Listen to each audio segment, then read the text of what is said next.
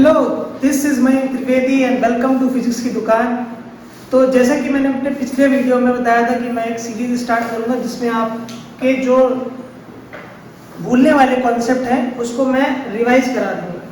तो सबसे पहला जो चैप्टर है जो आपको कवर करना है वो है इलेक्ट्रोस्टैटिक्स। अब इस इलेक्ट्रोस्टैटिक चैप्टर में जो भी जरूरी कॉन्सेप्ट होंगे उसको वीडियोस के जरिए मैं आपके कवर करूंगा। इसमें जो सबसे पहला जो कॉन्सेप्ट आता है वो आता है कॉन्सेप्ट ऑफ चार्ज। क्या कॉन्सेप्ट ऑफ चार्ज में क्या? सबसे पहली बात जो बेसिक सी बात पूछी जा सकती है वो है कि जो चार्ज हमारा होता है, जैसे मान लो कोई बॉडी हमारे पास पॉजिटिव चार्ज की है या कोई बॉडी हमारे पास निगेटिव चार्ज की है, तो इसका क्या मतलब होता है ये हमको सबसे पहले समझना है। तो इसमें क्या है कि अगर कोई पॉजिटिव चार्ज बॉडी है, इसका मतलब होता क्या है? इसका मतलब होता है इलेक्ट्रॉन की कमी है। क्या है? इलेक्ट्रॉन की कमी है। और अगर किसी में निगेटिव चार्ज होता है तो यहां पे क्या हो गया? इलेक्ट्रॉन ज्यादा है। ऐसा क्यों कहा? ऐसा इसलिए कहा क्योंकि इलेक्ट्रॉन के अंदर निगेटिव चार्ज होता है। अब इलेक्ट्रॉन अगर कम होंगे तो उसमें पॉजिटिव चार्ज ज्यादा हो जाएगा, ठीक है? क्योंकि कोई भी एटम जो होता है वो इलेक्ट्रिकली न्यूट्रल होता है, मतलब जितने भी उसमें इलेक्ट्रॉन्स होते हैं उतने ही प्रोटॉन होते हैं, जिसकी वजह से वो इलेक्ट्रॉन जो हमारा एटम होता है वो इलेक्ट्रिकली न्यूट्रल होता है। अगर निगेटिव चार्ज उसमें कम हो गया तो पॉजिटिव चार्ज बढ़ जाएगा, इसका मतलब वो बॉडी पॉजिटिवली चार्ज हो जाएगी। अगर किसी में इलेक्ट्रॉन ज्यादा हो गए तो इसका मतलब क्या हो जाएगा? उसमें इलेक्ट्रॉन ज्यादा का मतलब क्या है कि यहाँ पे निगेटिव चार्ज का मतलब क्या है? इलेक्ट्रॉन ज्यादा, ठीक है? यहाँ पे इलेक्ट्रॉन ज्यादा है, इस वजह से वो निगेटिवली चार्ज हो जाएगा। अब इससे क्वेश्चन कैसे बनते हैं? जैसे एक बार जेईई में क्वेश्चन आया था और बोर्ड्स में भी आ सकता है क्योंकि ये एक बेसिक लेवल का क्वेश्चन है। क्वेश्चन क्या है कि हमारे पास दो बॉडी थी, ठीक है? हमारे पास दो बॉडी थी, एक पे +1 कूलम का चार्ज था और एक में -1 कूलम का चार्ज था, ठीक? अब क्वेश्चन ये पूछा गया, क्वेश्चन क्या था कि ये बताओ कि बॉडी ए और बॉडी बी, इन दोनों बॉडीज में से कौन सी बॉडी कम भारी होगी या कौन सी बॉडी ज्यादा भारी होगी या फिर दोनों बॉडी का मास बराबर होगा, ठीक है? मतलब ऑप्शन क्या थे? सबसे पहला ऑप्शन था कि जो मास ऑफ ए है वो मास ऑफ बी के बराबर होगा। दूसरा ऑप्शन ये था कि mass of A is greater than mass of B, और तीसरा ऑप्शन ये था कि mass of A is less than mass of B, और चौथा ऑप्शन ये था नन ऑफ दीज। अब बताइए कि इसमें कौन सा आंसर होगा? तो जैसा कि मैंने आपको बताया कि अगर किसी भी एटम में या किसी भी चीज में, किसी भी सब्सटेंस में अगर पॉजिटिव चार्ज है, इसका मतलब वहां पे इलेक्ट्रॉन कम हो गए हैं। इलेक्ट्रॉन क्या हो गए? कम हो गए हैं, है ना? और किसी में निगेटिव चार्ज है तो इसमें इलेक्ट्रॉन ज्यादा हो गए हैं, ठीक? तो इसका मतलब क्या है? अगर इसमें इलेक्ट्रॉन कम हो गए हैं तो जितने भी इलेक्ट्रॉन कम हुए होंगे उसका मास भी तो घटा होगा, और इसमें इलेक्ट्रॉन ज्यादा होंगे तो जितने इलेक्ट्रॉन ज्यादा होंगे उतना मास भी तो ऐड हुआ होगा, क्योंकि इलेक्ट्रॉन के पास भी मास होता है 9.1 × 10⁻31 kg। इसका मतलब क्या है कि जो निगेटिवली चार्ज बॉडी होगी उसका मास ज्यादा होगा, ठीक? इसका मतलब आंसर क्या हो जाएगा? थर्ड, ठीक है? थर्ड वाला आंसर हो जाएगा। तो ये कॉन्सेप्ट क्या था इसमें चार्ज में कि जो चार्ज की कमी से क्या आता है? Positive charge. और चार्ज ज्यादा होता है, मतलब निगेटिव चार्ज अगर ज्यादा, इलेक्ट्रॉन ज्यादा होते हैं तो वहां पे क्या आता है? निगेटिव, और इलेक्ट्रॉन अगर कम होते हैं तो वहां क्या आता है? पॉजिटिव, ठीक? सबसे पहले ये बात हमको देखनी है। और ये कॉन्सेप्ट होता है चार्ज में। देखिए अगले कॉन्सेप्ट की तरफ बढ़ते हैं।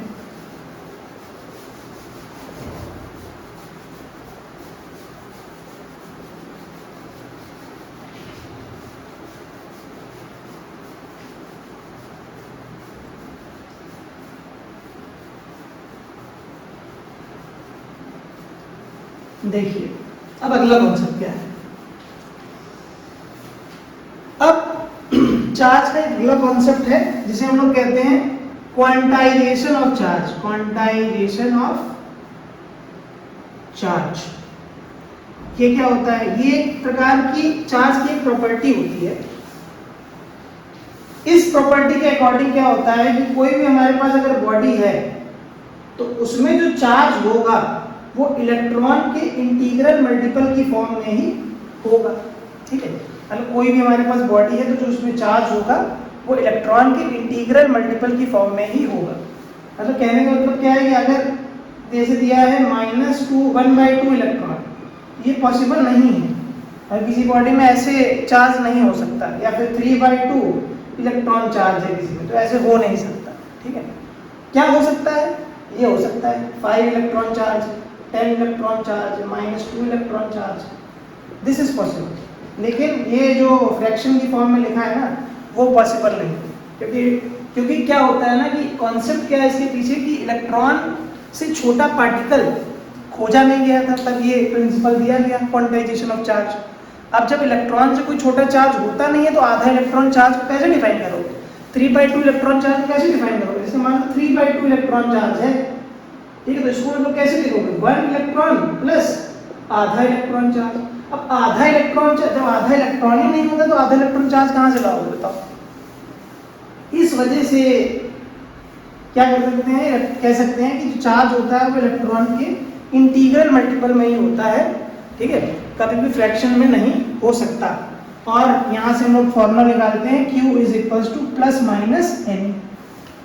ठीक है, और जहाँ पे n की वैल्यू क्या हो सकती है? कोई भी integer value 1 2 3 4 5 6 7 8 up to infinity तक हो सकती है। ठीक है, ये हमेशा इंटीजर वैल्यू होगी। और इससे हम लोग क्या निकाल सकते हैं? इससे हम लोग निकाल सकते हैं नंबर ऑफ इलेक्ट्रॉन्स। ये जो n की वैल्यू आएगी वो क्या आएगी? नंबर ऑफ इलेक्ट्रॉन्स आएंगे। Q क्या होगा यहाँ पे? Q होगा चार्ज, और E क्या होगा? इलेक्ट्रॉन की चार्ज कितना होता है? 1.6 × 10⁻⁹ कूलम। ठीक, ये हमारा दूसरा कॉन्सेप्ट हो गया। ठीक, अब तीसरे कॉन्सेप्ट की तरफ बढ़ते हैं।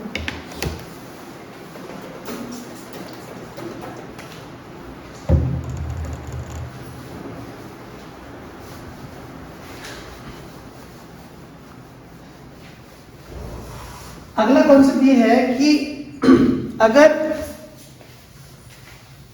हम लोग बात करें कि हमारे पास दो चार्जेस, मान लो एक चार्ज है Q1 और दूसरा चार्ज है Q2। ठीक है, हमारे पास दो चार्ज है। ठीक है, एक चार्ज है हमारे पास Q1 और दूसरा चार्ज हमारे पास है Q2। ठीक है, दूसरा चार्ज हमारे पास क्या है? Q2। ठीक, एक चार्ज Q1 और दूसरा चार्ज Q1 और Q2। अब हम आपसे क्या कह रहे हैं कि हमारे पास एक तीसरा चार्ज है Q, हमको इस Q को इन दोनों के बीच में कहीं रखना है, और ऐसे रखना है कि ये जो Q चार्ज है ये इक्विलिब्रियम में हो जाए। इक्विलिब्रियम का मतलब क्या होता है? एक बार समझ लीजिए, जानते तो आप होंगे। ठीक है, इक्विलिब्रियम का मतलब क्या होता है? इक्विलिब्रियम का मतलब ये है कि उस पर जो नेट फोर्स लगे, उस समय नेट फोर्स लगे वो 0 लगे। ठीक है, F नेट 0 लगे उस समय। तो यहाँ पे हमने चार्ज रखा मान लो Q1 और यहाँ रखा चार्ज Q2, और हमने यहाँ पे इस चार्ज को Q को यहाँ पे रख दिया। मान लेते हैं कि इन दोनों के बीच की जो दूरी है वो d है, और हमने जहाँ पे चार्ज Q रखा है वो दूरी है x, तो इससे क्या दूरी हो जाएगी? इससे हो जाएगी d - x। ठीक है, तो अगर हमको निकालना है कि इसको कहाँ पे रखें तो हम लोग क्या करते हैं? लगा देंगे इक्विलिब्रियम की कंडीशन लगा देंगे। इक्विलिब्रियम की कंडीशन क्या है कि वहां पे F नेट बराबर 0 कर दो। अब इसकी वजह से इस पे एक फोर्स निकालना है, तो कूलम लॉ आप लोग जानते ही हैं। कूलम लॉ क्या कहता है कि force between two charges, any two charges is equal to 1/4πε0 Q1 Q2/r², जहाँ पे r क्या होता है? उनके बीच की दूरी, और Q1 Q2 क्या होता है? Magnitude of charges. तो यहाँ पे अगर हम कूलम लॉ अप्लाई करते हैं इस चार्ज के लिए, ये वाले चार्ज के लिए, इस पॉइंट को A नाम दे दें, इस पॉइंट को B नाम दे दें और इस पॉइंट को C नाम दे दें, तो अगर C पॉइंट पे इक्विलिब्रियम की कंडीशन लगाओगे तो at C when we apply equilibrium condition then क्या इक्विलिब्रियम कंडीशन होती है, एफ नेट इक्वल टू 0। अब एफ नेट लगाना है तो इसके ऊपर जो फोर्स लग रही है इसकी वजह से कैसे लिखोगे, k Q1 into q divide by इन दोनों के बीच की डिस्टेंस क्या मानी हम लोगों ने, x, तो x square is equal to, अब इन दोनों के बीच की डिस्टेंस भी हम लोग को पता है d माइनस एक्स, तो d माइनस एक्स का स्क्वायर नीचे रहेगा और k Q2 इंटू क्यू रहेगा। अब यहाँ पे अगर हम लोग देखें तो q से q कैंसिल हो गया, k से k कैंसिल हो गया, ठीक है। अब हम लोग के पास क्या आ गया, ये जो x upon d minus x का होल स्क्वायर जो है ये किसके बराबर आ गया, ये हमारा बराबर आ गया Q1 अपॉन Q2 के, ठीक है। अब अगर हमको Q1 और Q2 का मैग्नीट्यूड पता है तो यहाँ पे हम लोग रख के x की वैल्यू निकाल लेंगे और d की वैल्यू अगर पता है तो हम लोग x की वैल्यू निकाल सकते हैं। एक क्वेश्चन करके देख लेते हैं इसको समझने के लिए। चलिए क्या क्वेश्चन है,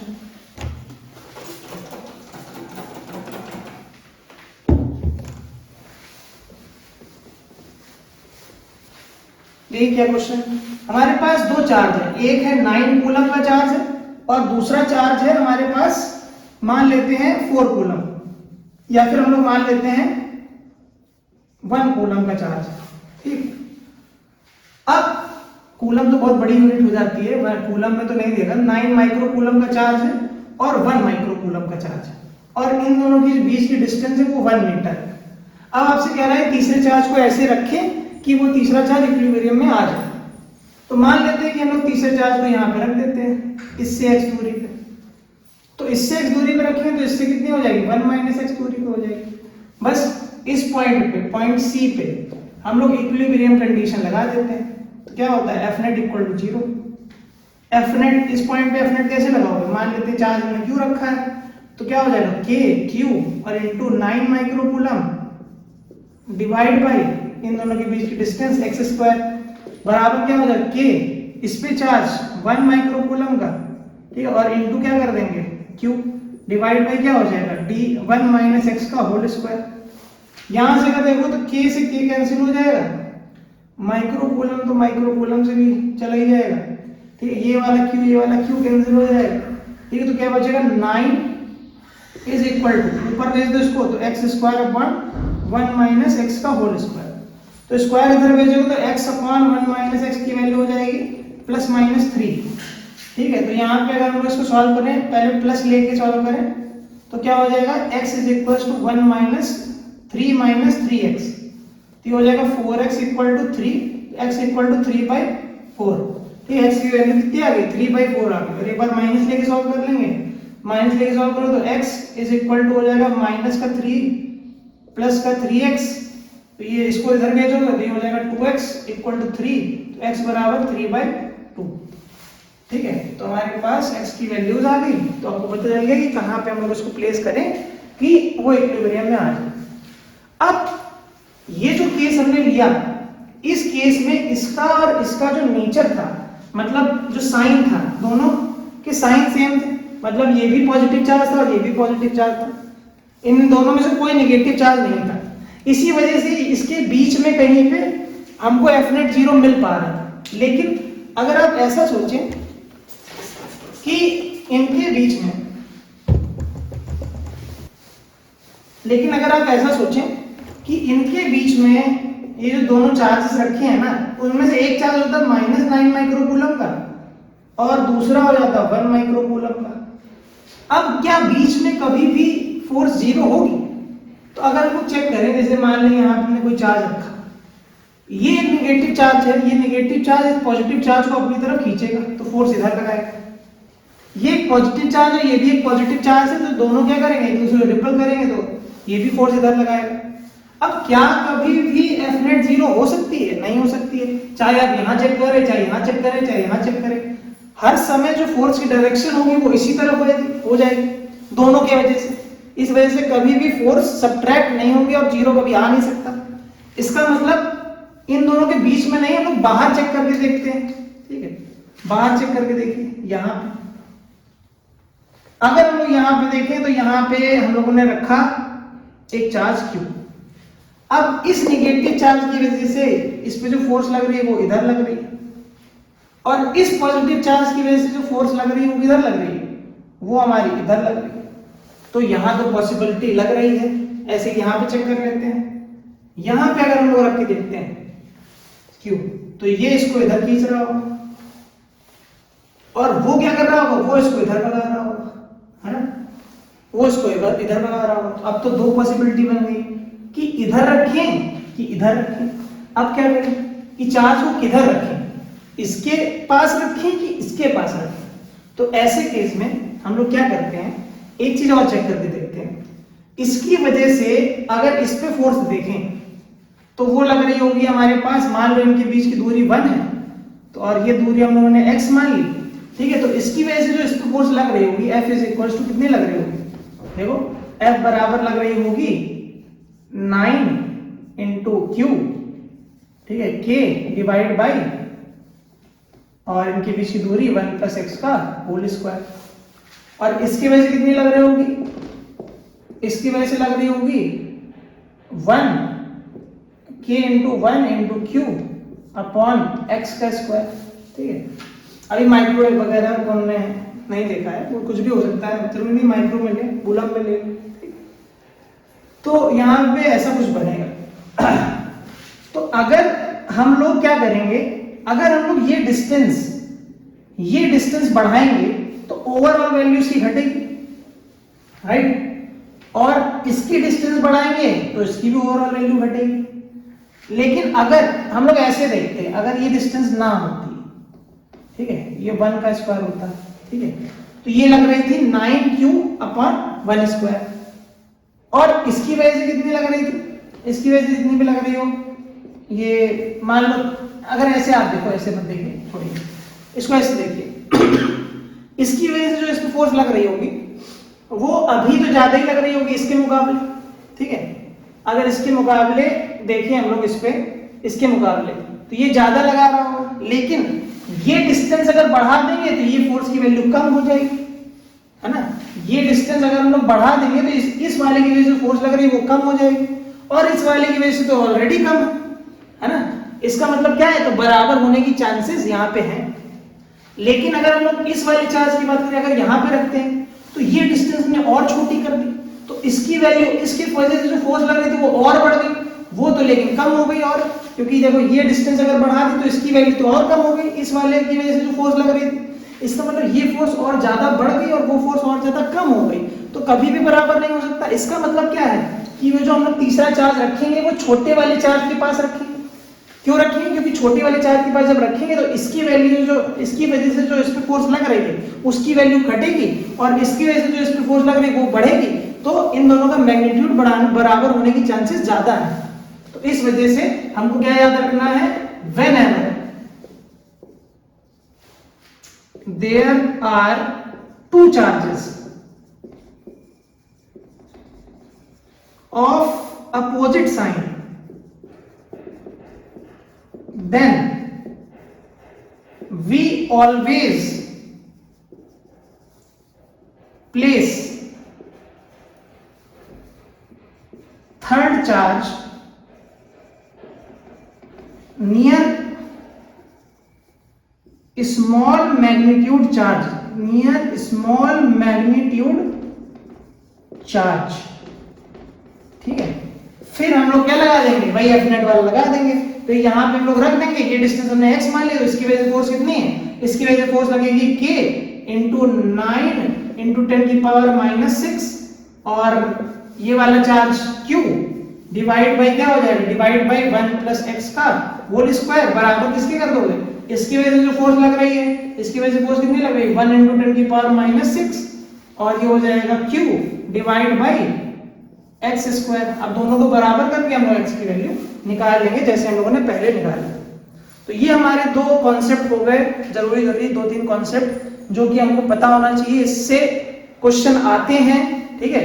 तो यहाँ पे जो जरूरी बात सीखने वाली थी वो ये वाली ज्यादा थी, क्योंकि इसमें बच्चा हर बार कंफ्यूज होता है, बच्चा फिर बीच में ही रख के निकाल लेता है और वैल्यू गलत आ जाती है। तो क्या करना है, हमें हमेशा कभी भी दो अपोजिट चार्जेस हो, हमेशा तीसरा चार्ज वहां पे रखना है जिस चार्ज का मैग्नीट्यूड कम हो और उसी के बाहर रखना है, उसी के पास रखना है। पहली बात तो ये याद रखना है कि बीच में नहीं रखना है, ठीक है। और दूसरी बात क्या याद रखना है, कहाँ रखना है, जो छोटा वाले चार्ज है उसके पास रखना है, बड़े वाले चार्ज के पास नहीं रखना, ठीक है। थैंक यू सो मच, ये हमारे 2 कॉन्सेप्ट हो गए, ठीक है। अब हम लोग इसके इलेक्ट्रोस्टैटिक और कॉन्सेप्ट जो है वो भी सीखेंगे नेक्स्ट वीडियो में।